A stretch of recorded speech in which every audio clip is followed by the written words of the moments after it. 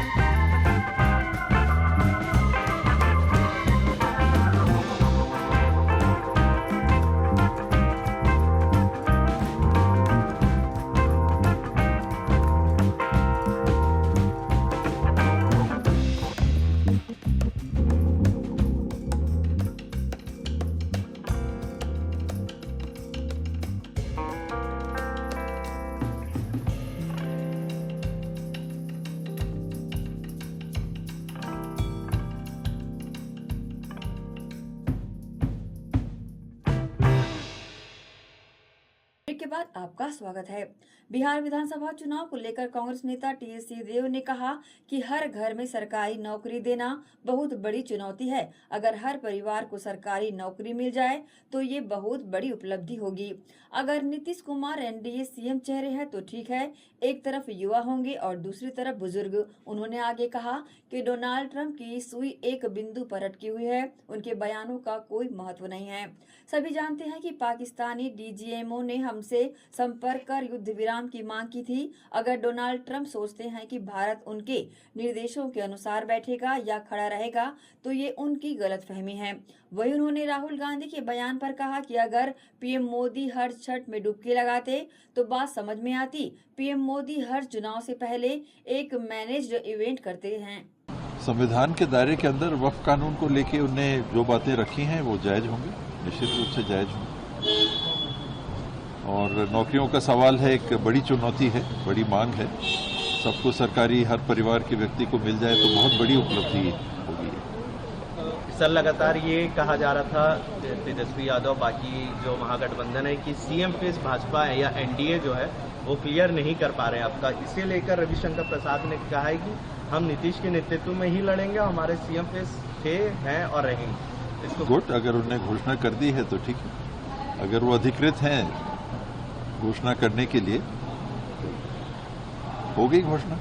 ये कमिश्नर प्रणाली लागू एक तरफ बुढ़ऊ रहेंगे, एक तरफ जवान रहेंगे। सम्राट चौधरी तेजस्वी जी आएंगे, सरकार बनेगी महागठबंधन की, फिर आप लोग बताएंगे। पहले ही बता देंगे तो वही कर लेंगे। आदित्यनाथ जी का भी लगता है कि सोच का संतुलन थोड़ा बिगड़ रहा है। कांग्रेस वाले राम का नाम नहीं लेते हैं, राम नहीं होते हैं, कहाँ की उन्हें कहाँ का शगुफा इनने छोड़ा। भगवान के रूप में राम सदियों से स्थापित रहे हैं और मानने वाला हर हिंदू देवी देवताओं में राम जी को भी देवता मानता है, भगवान मानता है। सुई अटक गई है डोनाल्ड ट्रंप जी की, वही सुई अटक गई है। मायने नहीं रखती ये सब बातें कोई मायने नहीं रखती। हम भी जानते हैं कि पाकिस्तान के डीजीएमओ थे, उनकी तरफ से संदेश आया कि हम युद्ध विराम चाहते हैं, उसके बाद युद्ध विराम हुआ। ट्रम्प जी कहीं किसी से बात करते होंगे, वो अलग बात है। इसमें तो बहुत लोग बहुत सारी बातें करते हैं, लेकिन वो ही पात्र थे और भारत को कहेंगे उठ जाओ तो भारत खड़ा हो जाएगा और बैठ जाओ तो भारत बैठ जाएगा। डोनाल्ड ट्रम्प जी को गलतफहमी है। प्रधानमंत्री जी को या किसी भी जनप्रतिनिधि को ऐसा नहीं करना चाहिए। जो व्यवस्था है वो सबके लिए होनी चाहिए। सिक्योरिटी के कारण आप ठीक है कुछ जगह बना लो तो बात एक है, लेकिन नहाने का कुंड अलग पानी और दूसरों के लिए अलग पानी, ये उचित नहीं। कमिश्नर प्रणाली से भी कितनी मजबूत होगी कानून व्यवस्था, वो एक अलग बात है। इच्छा शक्ति एक होनी चाहिए। जो भी व्यवस्थाएं हैं पहले भी चलती थी, ऐसी स्थिति नहीं दिखती थी। एक ये नई सोच है कमिश्नरी व्यवस्था की, वो लागू होगी तब फिर उसकी बातें सामने आएंगी। नीतीश जी के लिए भी क्या कहें और बीजेपी के लिए भी क्या कहें। जिस नीतीश कुमार के लिए कहा गया था कि मरते तक हम इनके साथ काम नहीं करेंगे, वो आज साथ में काम कर रहे हैं। जिस बिहार के लिए नीतीश कुमार ने कहा था कि हमको तो स्पेशल राज्य का दर्जा चाहिए, हम उन्हीं के साथ काम करेंगे, लेकिन अभी तक कोई ऐसी घोषणा नहीं हुई, फिर उन्हीं के साथ काम कर रहे हैं। तो इनका समय के हिसाब से कहाँ लाभ ले सके, कैसा कर सके, उसकी ज्यादा नीतीश कुमार जी की राजनीति रह नहीं गई। और मोदी जी का भी छठ आ गया तो छठ में डुबकी लगाई। हर छठ में मोदी जी डुबकी लगा रहे हो तो समझ में आता है। कहीं केरल के चुनाव के पहले हनुमान जी, कहीं केरल के चुनाव के पहले केरल लेटर्स, कहीं दूसरे राज्य में चुनाव हो रहा है तो वहां की व्यवस्था, चुनाव आने वाला है तो महाकुंभ, चुनाव के पहले तो अधूरे राम मंदिर का लोकार्पण। तो हर चुनाव के पहले मोदी जी कोई ना कोई ऐसा मीडिया मैनेज्ड या इवेंट मैनेज्ड काम वो करने लगे। अगर मोदी जी हर छठ में डुबकी लगाते थे, नहाते थे, तो समझ में आता है। और ये तो महिलाएं करती हैं, पुरुष भी जाते हैं, लेकिन ये तो महिलाओं का त्योहार है। हाँ, स्वागत है उनका, छत्तीसगढ़ में स्वागत है। अच्छी सौगातें मिले छत्तीसगढ़ के विकास में। कल ही मैं देख रहा था, एक मीडिया इवेंट में गया था, तो जीडीपी की बात हो रही थी। मैंने गूगल में देखा तो देश का जीडीपी करीब $2800 बताया जा रहा है। छत्तीसगढ़ का जीडीपी अभी 1800, गूगल देवता ने $1800 प्रति व्यक्ति बताया। जीडीपी नहीं, सॉरी, प्रति व्यक्ति आए। तो अभी कहाँ हम हैं? छत्तीसगढ़ को देश के सबसे विकसित 3 या 5 प्रदेशों में पहुंचाने की हम सबकी मंशा है, मन में बात है। उसमें मोदी जी क्या योगदान दे सकते हैं, देखेंगे। सीआरपीएफ ने नक्सल प्रभावित बीजापुर जिले के जितपल्ली कैंप के पास रावतपारा गांव में एक निःशुल्क चिकित्सा शिविर का आयोजन किया। सीआरपीएफ डॉक्टर विनोद कुमार ने बताया कि ये मलेरिया प्रवण क्षेत्र है। हम हर महीने गांव में एक शिविर लगाते हैं। प्रत्येक शिविर में 2 अस्पताल है। हम उन्हें 24 घंटे उपचार प्रदान कर रहे हैं। हम अपनी ओर से उन्हें अधिकतम सहायता प्रदान कर रहे हैं। सीआरपीएफ कमांडेंट लतीफ साहू ने कहा कि सीआरपीएफ ने सोचा यूं कि जितपल्ली कैंप यहां स्थापित किया गया है, इसलिए चिकित्सा देखभाल भी लोगों के करीब लाई जानी चाहिए। हमारे अस्पताल में हर दिन लगभग 20 से 25 लोग आ रहे हैं। वही चिकित्सा शिविर से एक लाभार्थी मनोज कुमार यादव ने बताया कि शिविर लगने के बाद से हमें बहुत लाभ हो रहा है। हमारे पास लोगों को अस्पताल ले जाने की सुविधा नहीं थी, अब हम शिविर में जा सकते हैं और इलाज भी करा सकते हैं। ये मलेरिया प्रोन एरिया है, मैक्सिमम मलेरिया केस आते हैं। मलेरिया इसके लिए प्लस फंगल इन्फेक्शन है, मलेरिया प्लस इन्फेक्शन है। इसके लिए हम हर महीने एक कैंप गांव में लगाते हैं। इसके अलावा डेली 3-4 लोग एक कैंप के अंदर 2 हॉस्पिटल, 2 कैंप के 2 हॉस्पिटल, 3-4 बंदा कम से कम आता रहता है। हम हमसे 24/7 उनको ट्रीटमेंट दे रहे हैं। मैक्सिमम इधर उन लोगों का आयरन डेफिशिएंसी, अनीमिया है, ब्लड कम प्रॉब्लम है, इसके लिए सिरप रेगुलर हम देते हैं। सिविल अथॉरिटी के साथ हम बात करके मैक्सिमम अपना तरफ से हम उनका सपोर्ट भी दे रहे हैं। इनके सीरियस एलिमेंट है, फिर हम बीजापुर डिस्ट्रिक्ट हॉस्पिटल से बात करके ऐसे केस हम भेज देंगे, बोलते हैं। एम्बुलेंस अपना पास है, प्लस अपना एक फील्ड हॉस्पिटल पावमेड में है, उधर भेज के एम्बुलेंस में भेज के उधर से हम आगे कार्रवाई करते हैं। एयर सेंटर का हम भेज दें। कैंप लगाने का गाँव में देखिए, ये हॉस्पिटल तो इनसे बहुत दूर थी, जब यहाँ पे कैंप नहीं था। तो सीआरपीएफ ने यही सोचा कि जब कैंप लग गया है तो मेडिकल को भी इनके नजदीक लाया जाए। तो हमने हॉस्पिटल बनाए अपने कैंप्स में, डॉक्टर्स यहाँ बैठते हैं, रेगुलर करते हैं। उसके बावजूद भी देखा गया कि लोग जो है खुल के नहीं आ पा रहे थे। तो फिर हम लोगों ने गांव-गांव जाके कैंप लगाना शुरू किए। गांव में जब जाते हैं तो वहां पे लोग आते हैं, उनको चेक करते हैं उसमें क्या डेफिशिएंसी है, क्या बीमारी है, और वो दवाई हम लेके आते हैं और उनको देते हैं। और डॉक्टर्स इनको ये भी बताते हैं कि अपना हेल्थ का कैसे ध्यान रखें। तो इससे आपसी जो है ट्रस्ट एक दूसरे के प्रति बढ़ा है। और रेगुलर अब ये जो है मेडिकल कैंप्स लगाते हैं तो काफी तादाद में लोग आते हैं, अपना इलाज करवाते हैं। और साथ ही हमारे हॉस्पिटल में भी अब इनका भीड़ ज्यादा आने लगी है। अभी ट्रस्ट करते हैं तो हमारे हॉस्पिटल में भी आते हैं। मैं जैसे बताया था कि एक दिन में करीब 20 से 25 लोग हमारे एक हॉस्पिटल में आ रहे हैं और अपना इलाज करा रहे हैं, दवाई ले रहे हैं। इसके साथ ही जो ज्यादा बीमार हो जाते हैं, इनको ज्यादा हायर मेडिकल फैसिलिटी की जरूरत होती है, तो हमारा यहाँ पे एक फील्ड हॉस्पिटल है सीआरपीएफ का पामेड़ में, तो वहाँ हम लोग भेजते हैं अपने एम्बुलेंस से। या फिर पामेड़ में भी इनका पीएचसी है, या आगे भद्राचलम में भी हम लोग कभी देते हैं, और बीजापुर भी हम लोग आईवाई के लिए हम लेके गए हैं लोगों को, और वहाँ भी उनका इलाज करवा रहे हैं। सर कैंप आने के बाद हमको बहुत फायदा हो रहा है सर। जैसे कि कोई मरीज को हॉस्पिटल ले जाना है तो पामेड़ ले जाने में दिक्कत हो रही थी सर, हमारे पास ले जाने की सुविधा नहीं थी। अब छोटे मोटे बीमारी के लिए हम कैंप में जाकर अपना इलाज कर लेते हैं सर। और एक फायदा भी हो गया सर, जैसे अभी रोड बनना चालू हुई है सर, तो बाइक को एक से धीरे से भी ले जा सकते हैं सर आगे तक। मेडिकल कैंप भी लगाता है सीआरपीएफ? जी लगाते हैं। आते हैं गांव वाले कैसे क्या? जी जाते हैं सर, सब इलाज करा के आ जाते हैं। वक्त है एक और छोटे से ब्रेक का, जल्द हाजिर होते हैं। आप सब बने रहिए एशियन न्यूज के साथ। श्री शंकराचार्य प्रोफेशनल यूनिवर्सिटी जुनवानी, जी हाँ, सत्र 2024-25 के लिए प्रवेश प्रक्रिया प्रारंभ है। डिप्लोमा इन फार्मेसी एवं बैचलर ऑफ फार्मेसी के लिए प्रवेश प्रारंभ है। बिना PPHD दिए सीधा प्रवेश। इतना ही नहीं, 10वीं और 12वीं में गणित और विज्ञान के छात्रों के लिए सुनहरा अवसर है। सीमित समय, सीमित सीटें। अगर है सपनों को पूरा करना तो भरना होगा ऊंची उड़ान। जल्दी करें, प्रवेश प्रारंभ है। प्रेजेंटली शंकराचार्य ग्रुप के अंदर 4 फार्मेसी कॉलेजेस हैं। इन चारों फार्मेसी कॉलेजेस में diploma in pharmacy and bachelor of pharmacy की कोर्सेज रन होती हैं। साथ में masters in pharmacy and PhD की कोर्सेज भी हम ऑफर करते हैं। शंकराचार्य प्रोफेशनल यूनिवर्सिटी के अंदर ये चारों कॉलेज एफिलिएटेड हैं and most importantly pharmacy council of India ने चारों कॉलेजेस को अनुमोदन दिया है। जैसे कि आप जानते हैं, Shankaracharya group is famous for its infrastructure, its faculty, its students group, and in every aspect we are on top as from 2008.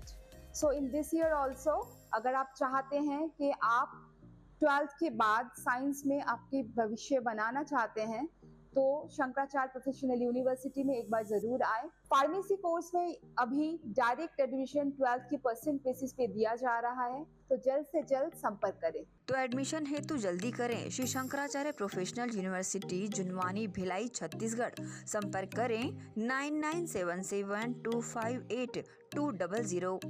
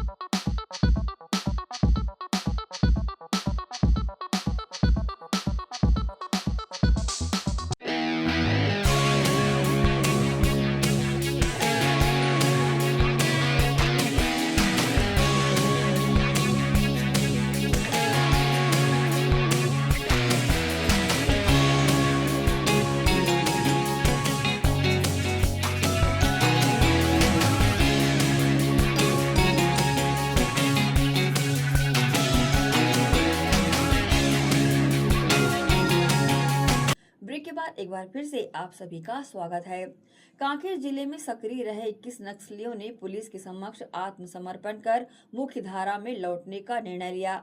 जंगलवार college परिसर में आयोजित कार्यक्रम में सभी नक्सलियों का रेड कारपेट बिछाकर स्वागत भी किया गया। बस्तर रेंज के आईजी पी सुंदरराज ने आत्मसमर्पण करने वाले नक्सलियों को संविधान की प्रति भेंट कर मुख्य धारा में उनका स्वागत किया। इस अवसर पर आईजी बस्तर पी सुंदरराज ने कहा कि 21 माओवादियों ने अपने हथियार सौंपे और मुख्य धारा में शामिल हो गए हैं। केसकाल डिवीजन कमेटी के सचिव मुकेश ने 13 महिला कैडरों और 8 पुरुष कैडरों और 18 हथियारों के साथ मुख्य धारा में शामिल होने के लिए आत्मसमर्पण कर दिया। प्रशासन उनके पुनर्वास के लिए हर तरह की सहायता प्रदान कर रहा है। उन्होंने दक्षिण बस्तर के जंगलों में छिपे नक्सलियों से अपील करते हुए कहा कि वे आत्मसमर्पण कर शांति का रास्ता अपनाएं, अन्यथा सुरक्षा बलों की कार्रवाई के लिए तैयार रहें।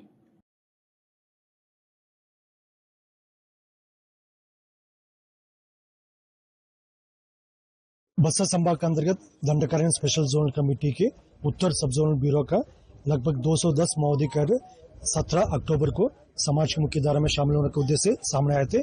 उसी के क्रम में दिनांक 26 अक्टूबर को कांकर इलाका का टोटल 21 माओवादी कैडर, जिसमें Keshkal divisional committee secretary Mukesh, उसके अन्य जो साथीगण, टोटल 13 महिला माओवादी कैडर और 8 पुरुष माओवादी कैडर, लगभग 18 वेपन जिसमें AK-47, इंसास, SLR इस प्रकार का ग्रेडेड वेपन भी शामिल रहा। उन्होंने समाज की मुख्य धारा में शामिल होने के उद्देश्य से सामने आए थे। उन्हें समाज ने स्वीकार किया।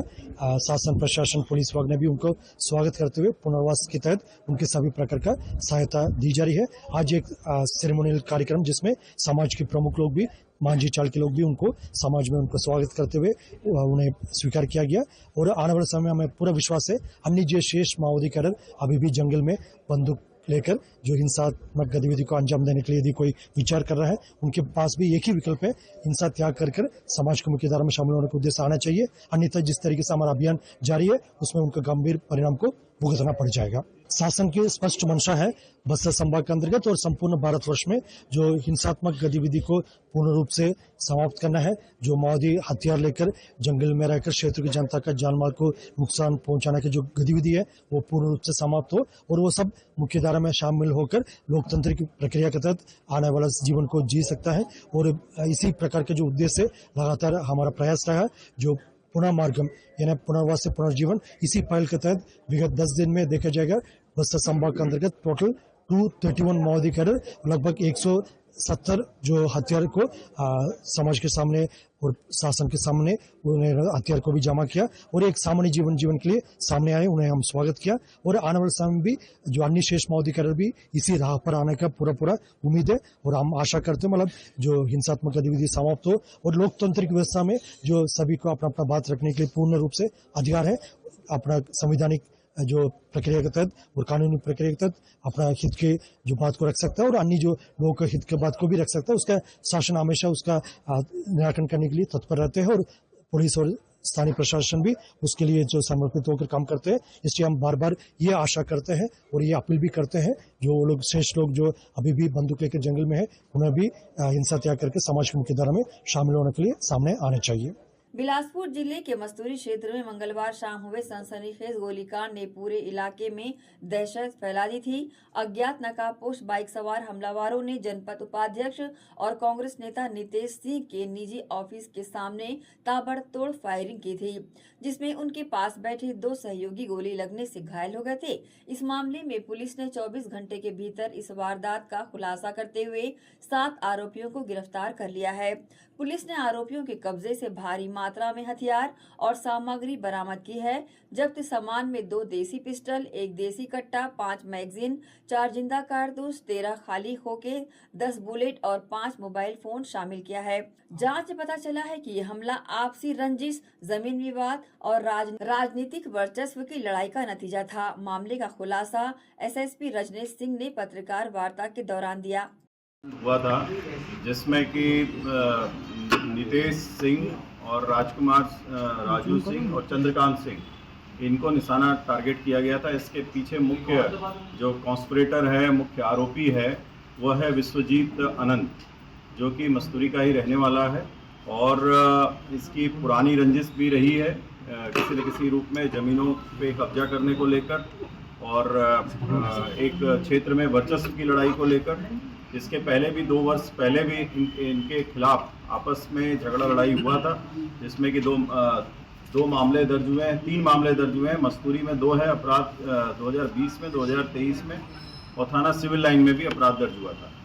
तब से और भी इनके बीच में एक तनाव की स्थिति थी। अचानक से इन लोगों के द्वारा ये जो वहाँ पर कुछ परिस्थितियाँ भी चेंज हुई। नितेश सिंह जो है इस साल जनपद उपाध्यक्ष के पद पर चयनित हुआ, पदस्थ हुआ, तो उसके बाद से और भी इनके बीच में चिढ़ हो गई थी और ये लगातार प्लानिंग कर रहे थे। इनका षड्यंत्र चालू हुआ है 19 तारीख से। 19 तारीख को इन लोगों ने कुछ शहर के लड़कों को और कुछ 1-2 बाहर के भी लड़के हैं जो अपने ज़िले से बाहर के हैं, उनको बुलवाया और उनके सामने हथियारों को डिस्प्ले किया।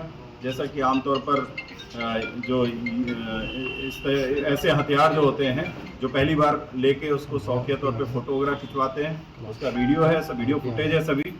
और फिर 25 तारीख को मुख्य रूप से इनकी द्वारा योजना बनाई गई।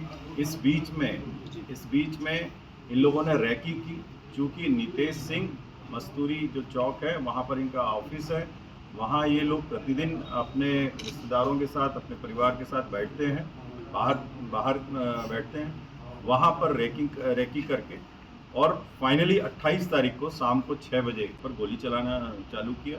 और चूँकि इनके द्वारा बहुत ज़्यादा प्रोफेशनल इनकी कोई ऐसी वो नहीं है, फायरिंग का को अभ्यास नहीं है, इसलिए इन लोगों ने हड़बड़ी में गोली चलाई और वो उसमें उसको गॉड ग्रेस है कि वो लोग बच गए। ये असला कहाँ से इन लोगों को उपलब्ध हुआ सर? इसी के साथ ही आप चलेंगे इजाजत। आप सब बने रहिए एसीएन न्यूज के साथ। नमस्कार।